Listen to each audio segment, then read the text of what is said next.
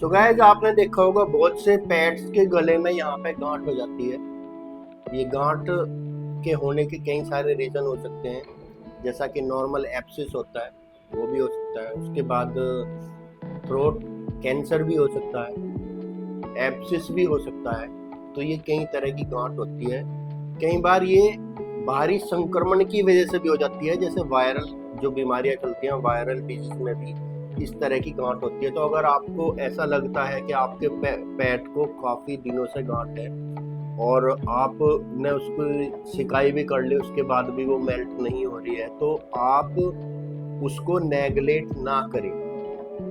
Proper आप अपने wait के पास जाएं, वो उनको अपने स्तर से देखेंगे। अगर उनको बाहरी संक्रमण का होगा तो वो 2 से 3 दिन का कोर्स देंगे।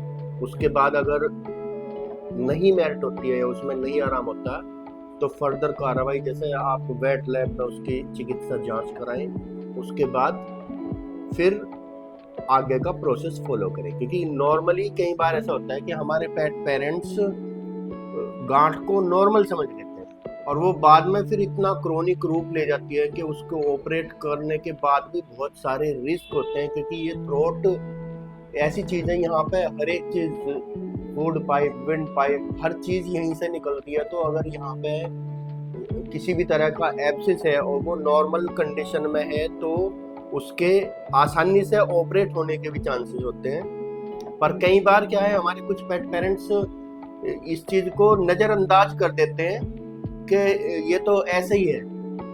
वो फिर एक क्रोनिक रूप ले लेती है, जिसको बाद में कई बार हमने ऐसा देखा है कि कुछ पेट्स को अपनी जान भी गंवानी पड़ती है। तो अगर आप को किसी भी तरह की कोई एबनॉर्मल गांठ लग रही है, तो आप उसको तुरंत अपने वेट को दिखाओ।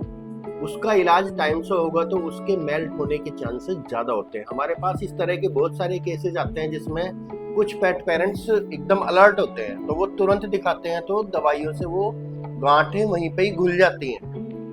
कुछ गांठें होती हैं जो बाद में थ्रोट कैंसर का भी रूप ले लेती हैं। तो आप उस कंडीशन में ना जाके पहले ही अपने आप को अलर्ट रखो और अपने पेट को जल्दी से जल्दी वेट को दिखाओ, ताकि उसका समय से उपचार हो सके और वो जल्दी से जल्दी ठीक हो सके।